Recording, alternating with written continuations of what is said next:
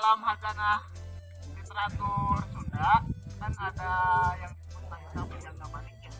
Perkiraannya diperkirakan itu naskah sekitar abad 15 itu berarti sekitar 1400 sampai 1500 tentang kemungkinan. Kenapa coba berbicara tentang kemungkinan? Karena nggak bisa dipastikan, nggak ada titik mangsa di naskahnya. Terus dari mana diperoleh kemungkinan itu?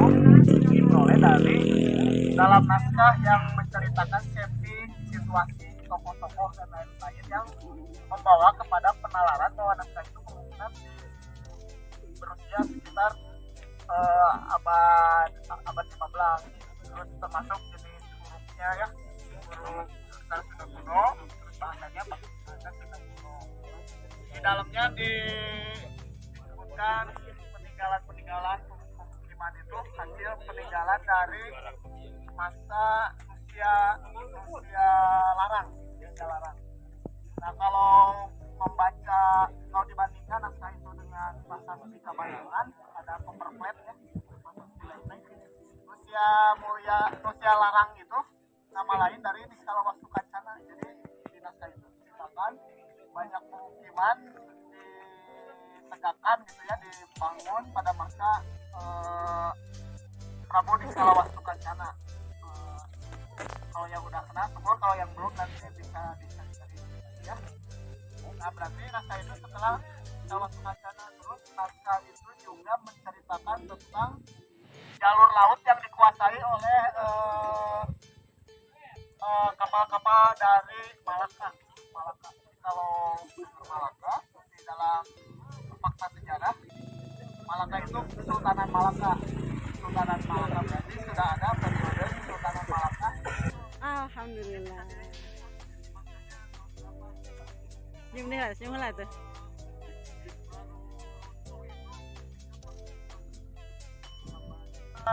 Itu kan sifatnya prosa ya, sajak prosa liris ya. Dia tentu saja sifatnya bukan karya ilmiah yang eksak itu menceritakan tokoh secara faktual.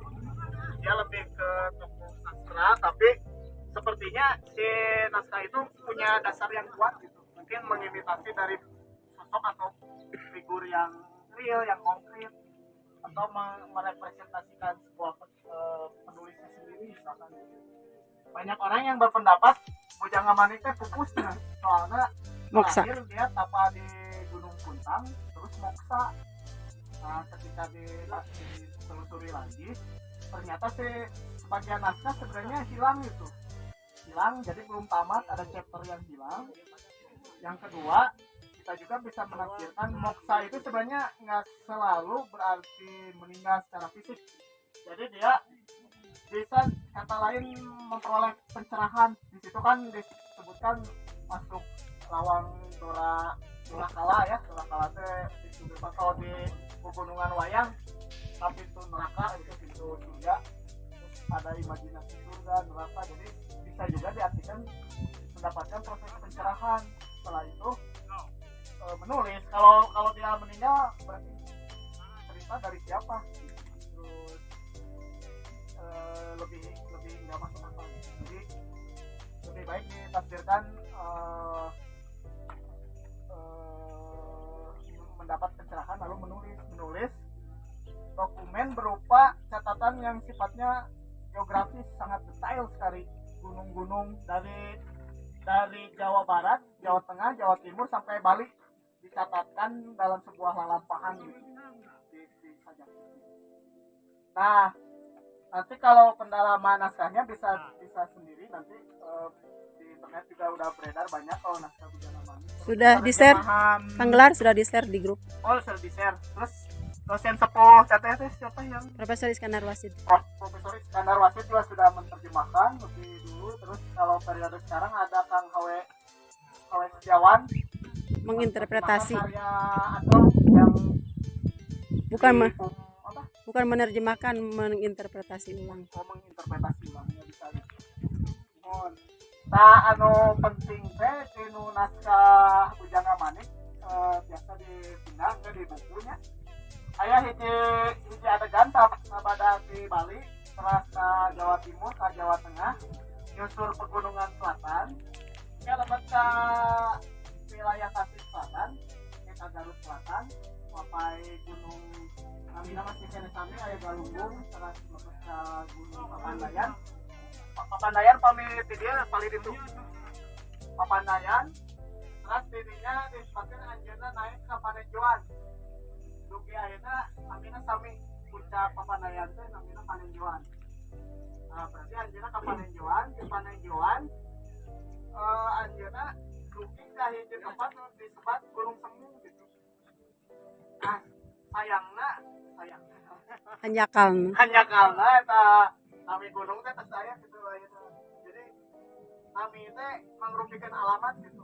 Mun nami Ica atau nami di Robi nya kurang terbiasa dugi kana di nah aya di kajian di nu pakon itu.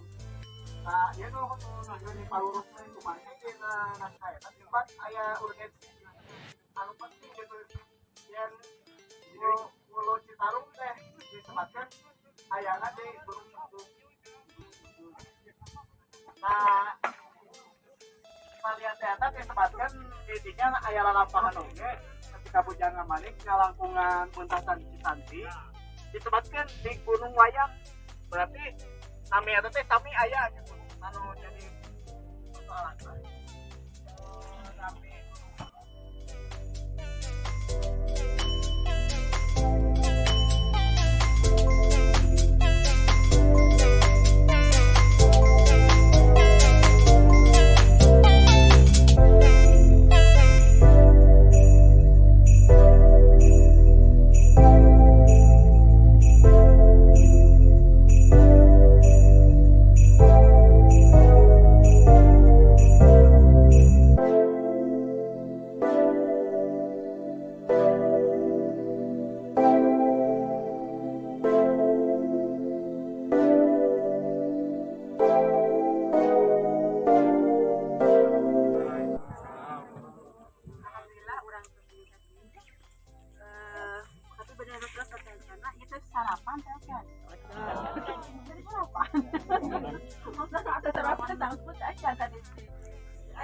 Yuk.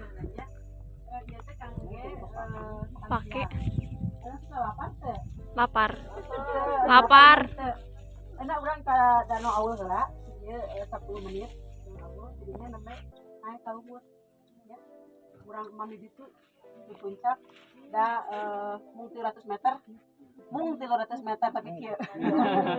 Ya. Kiat teh? Ya Allah, kumaha teh kiat ieu? Teh kiat di punggung, di panggul, tapi di gandong. Atanapi atasan di Danau Aul, mereka deui mangga. Ya. Di situ kayak terus dijantankeun tempat pariwisata kan umurnya aya kanggo naon namanya teh camping kali.